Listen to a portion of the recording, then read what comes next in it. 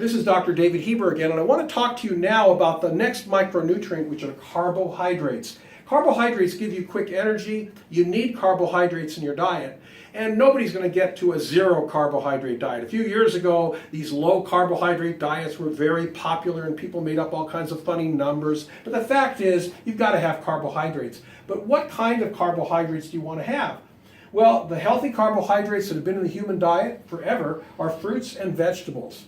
Sugar actually entered the human diet in 1600 AD. It was originally a rare spice from China, and it came to Europe, and the plantations that grew sugar in the Caribbean and elsewhere, maintained by the British Navy, brought that sugar back to Britain. And it was a major source of revenue for them. And as soon as sugar was tasted by all the people in Europe, it became an immediate sensation. As a matter of fact, tooth decay occurred in the urban population in Paris before it occurred in the rural population, who couldn't afford sugar when it was a very expensive commodity.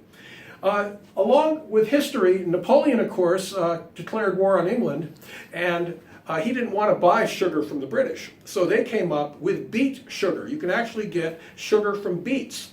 And today, the world's population eats about 120 tons of sugar every year. Some of it is beet sugar, and a lot of it is cane sugar. And these two types of sugar are the most common, and were the most common for a very long period of time, until about 1985.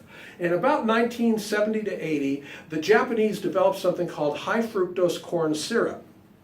The way that's made is you take corn syrup, which is made from glucose, that is 2 molecules of glucose, which is a form of sugar that we use for energy. And table sugar is made up of a combination of glucose and fructose. Fructose is the fruit sugar that's over here.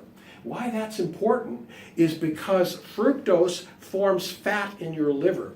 And this evolved 20 million years ago when what are called the super apes went from Africa up to Europe, where fruits didn't grow in the winter. So those apes that could store a lot of fat in their bellies were the ones who survived.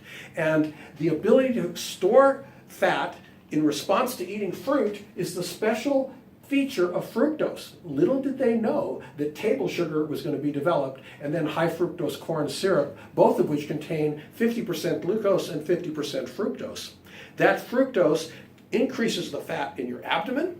When that fills up, it goes into the liver. It raises blood fats called triglycerides, and this leads to something called metabolic syndrome, which affects 50% of Americans between the ages of 45 and 65, and in many countries around the world, very common disorder associated with an increased risk of heart disease, high blood pressure, and diabetes, of course, diabetes type 2, which is 95% of all diabetes today. For the last 20 years, I've called that diabesity, because if you got rid of the obesity, you got rid of the extra sugar in the diet, there would be very little type 2 diabetes in our society today.